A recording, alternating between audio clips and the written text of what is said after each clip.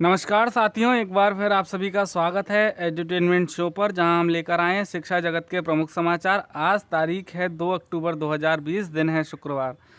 और आज की जो हमारी हेडलाइंस हैं उस पर एक बार चर्चा कर लेते हैं। देखिए, 31,661 की जिला आवंटन सूची जल्द जारी होगी। 69,000 फर्जीवाड़े में 2 गिरफ्तार। बीओ प्रारंभिक परीक्षा का परिणाम घोषित। और यूपी में खुलेंगे 15 से स्कूल कॉलेज। इसके साथ तमाम शिक्षा जगत से जुड़ी अपडेट से आपको रूबरू कराएंगे, तो वीडियो को शुरू से लेकर अंत तक पूरा देखिए। और अगर आप हमारे चैनल पर नए हैं तो हमारे चैनल को सब्सक्राइब करके बेल आइकन जरूर दबा दें, जिससे आने वाली वीडियोज़ को नोटिफिकेशन मिलता रहे।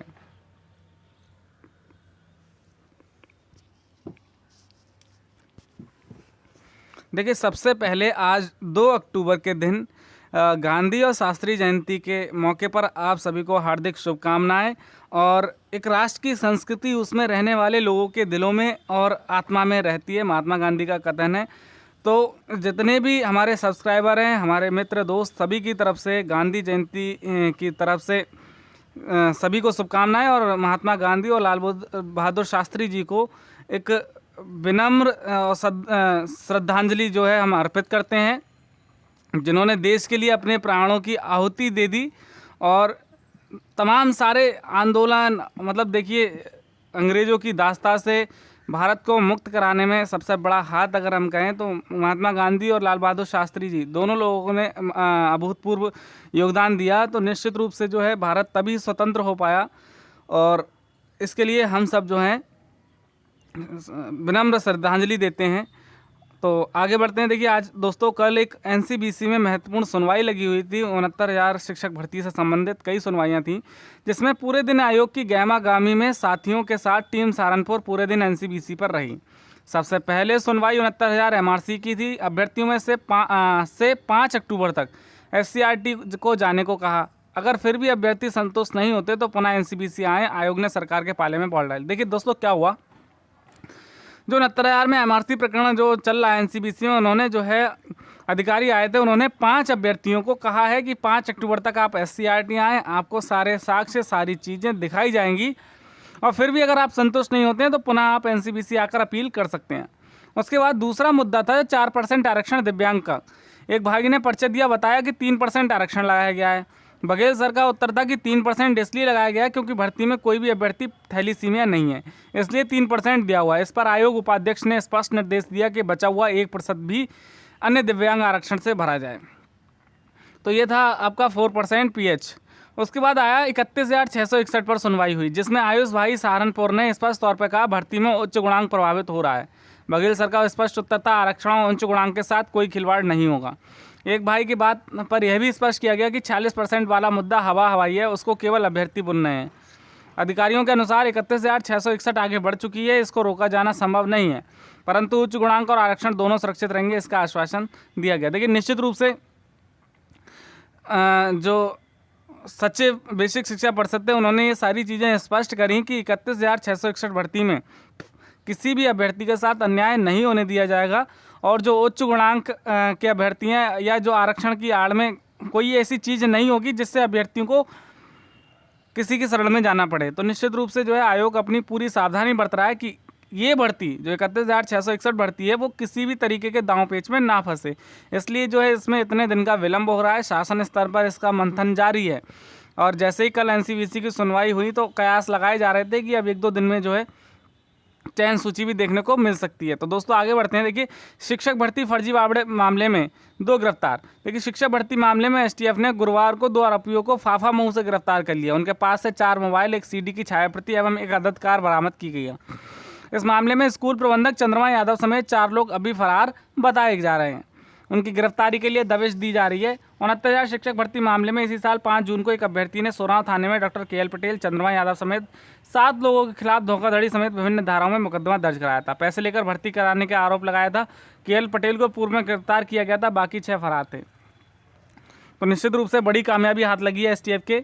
और जो अभी मुख्य आरोपी है चंद्रमा यादव, वो अभी भी पुलिस की पकड़ से बाहर है। तो निश्चित रूप से पुलिस उसके लिए दबिश दे रही है और वो भी जल्द पुलिस की गिरफ्त में होगा। देखिए आगे बढ़ते हैं। 31,661 शिक्षक भर्ती की खबर आ रही है कि भर्ती की जिला आवंटन सूची जल्द आने के आसार। देखिए बेसिक शिक्षा परिषद के प्राथमिक स्कूलों की 31,661 पदों की शिक्षक भर्ती की जिला आवंटन अब जल्द आने के संकेत हैं। राष्ट्रीय पिछड़ा वर्ग आयोग में गुरुवार को दिन भर सुनवाई चली। वहां पर 69,000 पदों पर चयन के लिए 67,867 के जिला आवंटन पर याचियों की दलीलों पर अफसरों को से जवाब तलब किया गया। याचियों के सभी बिंदुओं को प्रत्यावेदन परिषद में देने को कहा गया है और उसका जवाब दाखिल करने का निर्देश दिया है। परिषदीय स्कूलों में चल रही 69,000 भर्ती की प्रक्रिया चल रही है। शीर्ष कोर्ट ने 21 मई को अपना आदेश दिया था कि 37,339 पदों को छोड़कर चयन करने का आदेश दिया है। मुख्यमंत्री ने 31,661 पदों पर नियुक्ति कराने का आदेश दिया। शासन ने भी इस संबंध में आदेश कर दिया कि बेसिक शिक्षा मंत्री ने चयन तेज करने को कहा है। इस बीच प्रकरण राष्ट्रीय पिछड़ा वर्ग आयोग में भी लंबित रहा है, इसलिए जिला आवंटन सूची नहीं हो सकी थी।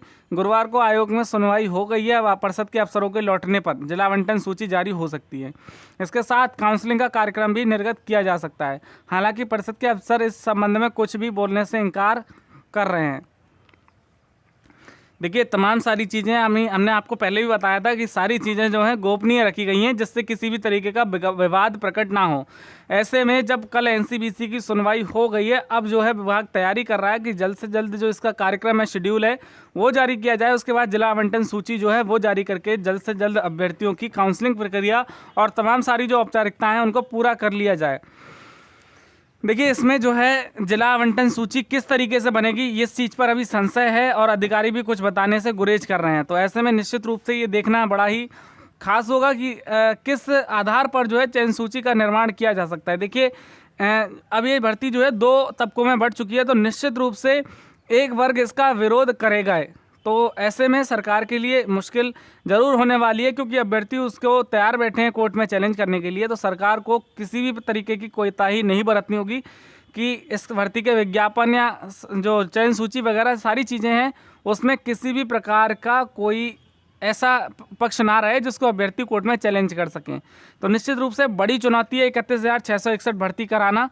अब देखते हैं ऐसे में सरकार क्या सफल हो पाती है या क्या होता है। ये सारी चीज़ें अब जो है आगे पता चलेंगी। देखिए अगली खबर आ रही है, बीओ प्री परीक्षा 2019 का परिणाम घोषित। देखिए लोक सेवा आयोग ने खंड शिक्षा अधिकारी बीओ प्रारंभिक परीक्षा 2019 का परिणाम गुरुवार को घोषित कर दिया। इस परीक्षा के आधार पर कुल 300 नियुक्तियों के लिए 4591 अभ्यर्थियों को सफल किया गया है। प्रारंभिक परीक्षा के लिए 5,28,313 अभ्यर्थियों ने ऑनलाइन आवेदन किए थे। 16 अगस्त को हुई परीक्षा में इनमें से 2,34,064 अभ्यर्थी शामिल हुए थे। देखिए दोस्तों, कोरोना काल में परीक्षा हुई थी, आधे अभ्यर्थियों ने परीक्षा छोड़ी थी, आधे अभ्यर्थी शामिल हुए थे। उसमें से मात्र देखिए 2,34,000 में से मात्र 4,591 अभ्यर्थियों को उत्तीर्ण घोषित किया गया है, क्योंकि पदों की संख्या बेहद कम 309 बताई जा रही है। तो निश्चित रूप से आयोग ने जो है तैयारी कर ली है। अब मुख्य परीक्षा की तैयारियां चल रही हैं और जो अभ्यर्थी जो भी उत्तीर्ण हुए हैं उनके लिए बहुत बहुत शुभकामनाएं और वो मुख्य परीक्षा की तैयारी करें। देखिए लोक सेवा आयोग की अगर बात करें तो निश्चित रूप से उसकी जो कार्यशैली है दिन ब दिन बेहतर होती जा रही है। और देखिए तमाम सारी परीक्षाएं जो काफ़ी लंबे समय से लंबित थी, उनके रिजल्ट घोषित किए जा रहे हैं, उनकी तिथियां घोषित की जा रही हैं और परीक्षाएं भी कराई जा रही हैं। तो निश्चित रूप से अभ्यर्थी जो मांग कर रहे थे उनकी मांग को सुना गया है। आगे देखिए 55.35 लाख अभ्यर्थी देंगे 10वीं 12वीं की परीक्षा। देखिए 2 बार बढ़ाई गई थी आवेदन की अंतिम तिथि, घटे आवेदक। पिछले वर्ष की अपेक्षा अगर बात करें तो इस वर्ष जो है 1% अभ्यर्थी जो हैं 1% अभ्यर्थी जो हैं घट गए हैं। देखिए यूपी बोर्ड वर्ष 2021 की परीक्षा हाई स्कूल इंटरमीडिएट को कुल 55.35 लाख छात्र देंगे, क्योंकि 10वीं और 12वीं की बोर्ड परीक्षा में शामिल होने के लिए 55,35,137 अभ्यर्थियों ने आवेदन किए हैं। यह जो है बीते गत वर्ष से जो है संख्या काफ़ी कम है। बोर्ड सचिव दिव्याकांत शुक्ल ने बताया कि हाई स्कूल में 29,63,687 और हाई स्कूल व्यक्तिगत में 18,064, कुल 29,81,751 छात्रों ने आवेदन किया है। तो निश्चित रूप से कम संख्या पर काफ़ी असर देखने को मिला है। इसका मुख्य वजह क्या हो सकती है? कोरोना भी हो सकता है और तमाम सारी चीज़ें जो आर्थिक गतिविधियां कह सकते हैं उसकी वजह से भी बच्चों की पढ़ाई प्रभावित हुई है। देखिए आगे देखते हैं। असिस्टेंट प्रोफेसर के 2016 पदों पर जल्दी होगी भर्ती। निदेशालय ने यूपीएचईएससी को भेजा अध्याचन। देखिए, प्रदेश के अशासकीय महाविद्यालयों में असिस्टेंट प्रोफेसर के 2016 पदों पर भर्ती प्रक्रिया जल्द शुरू होने जा रही है। उच्च शिक्षा निदेशालय ने इन पदों पर भर्ती के लिए उत्तर प्रदेश उच्च शिक्षा सेवा आयोग को अध्याचन भेज दिया है। हालांकि इन पदों के क्षैतिज आरक्षण को लेकर स्थिति स्पष्ट नहीं है। इस बारे में निदेशालय ने शासन से दिशा निर्देश मांगे हैं। वहां से स्थिति स्पष्ट होते ही आयोग भर्ती के लिए विज्ञापन जारी कर देगा। इस प्रक्रिया में 1 माह का वक्त लग सकता है।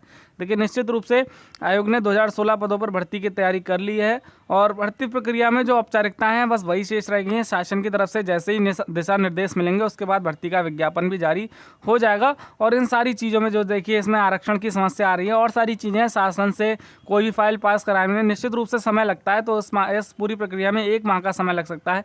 तो आप ये अपेक्षा कीजिए नवंबर माह में इस भर्ती का विज्ञापन आपको देखने को मिल सकता है। आगे बढ़ते हैं। देखिए, यूपी में 15 से खोलेंगे स्कूल, अभिभावकों की सहमति जरूरी। देखिए, प्रदेश में 15 अक्टूबर के बाद से स्कूल खोले जा सकेंगे। साथ ही दुर्गा पूजा और रामलीला जैसे धार्मिक आयोजनों को भी शर्तों के साथ छूट मिल सकती है। प्रदेश सरकार की ओर से जारी नई गाइडलाइन में स्कूल खोलने के लिए कुछ शर्तें भी रखी गई हैं। स्कूल और शिक्षण संस्थान प्रबंधन से विचार विमर्श कर और स्थिति का आकलन करने के बाद ही चरणबद्ध तरीके से खोले जाएंगे। वहीं छात्रों की उपस्थिति के लिए अभिभावकों की सहमति जरूरी होगी। छात्र संबंधित स्कूल शैक्षणिक संस्थान में अपने माता पिता की लिखित सहमति से ही उपस्थिति हो सकते हैं।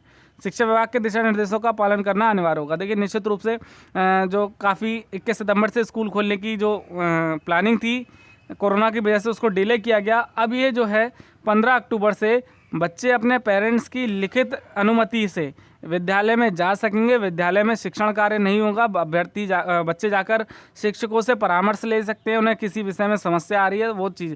बाकी अगर कक्षाओं की बात करें तो राज्य उस चीज़ पर अपने स्तर से फैसला लेंगे। जैसे बोर्ड परीक्षा की बात करें तो बोर्ड परीक्षा की क्लासें संभवतः लग सकती हैं, ऐसी जो है प्लानिंग बनाई जा रही है। और बच्चों को जो है अल्टरनेट डे या सोशल डिस्टेंसिंग का पालन करते हुए कक्षाएं कराई जाएंगी। कुछ ना कुछ ऐसी योजनाएं बना रही हैं। अब देखना होगा कि क्या चीज़ें निकल कर आती हैं। मृत बेसिक शिक्षकों के आश्रितों को मिलेगी 3य श्रेणी की नौकरी। देखिए, सेवा काल के दौरान जान गंवाने वाले परिषदीय स्कूलों के शिक्षकों के इंटर पास या इससे ऊपर की शैक्षिक योग्यता रखने वाले आश्रितों को 3य श्रेणी की नौकरी देने के बारे में बेसिक शिक्षा विभाग में गंभीरता से विचार मंथन हो रहा है। ऐसे मृतक आश्रित जो 4th श्रेणी की नौकरी पा चुके हैं उन्हें इसका लाभ नहीं मिलेगा। देखिए, काफ़ी सुधार कह सकते हैं इसको। और अच्छी खबर है ये कि अगर किसी के साथ दुर्घटना या कोई भी जो है जॉब के दौरान मृत्यु हो जाती है तो उसके परिजन में जो आश्रित हैं अगर वो इंटर पास या उसके समकक्ष हैं तो उनको जो 4th श्रेणी की जगह 3य श्रेणी कर्मचारी के पद पर नियुक्ति दी जाएगी। इस बारे में विभाग जो है मंथन कर रहा है और निश्चित रूप से इससे जो है राहत भी मिलेगी और कह सकते हैं चीज़ों में सुधार भी होगा। अब देखना है कि इस चीज़ को कैसे लागू किया जाएगा। बाकी इस चीज़ पर जो है विभाग के अंदर मंथन चल रहा है। तो दोस्तों, ये थी आज की हमारी अपडेट। आशा करते हैं वीडियो आपको पसंद आएगी। अगर आपको हमारी वीडियो पसंद आए तो इसे लाइक करें, शेयर करें और हमारे चैनल को सब्सक्राइब करें। Thank you for watching our video. Thank you very much.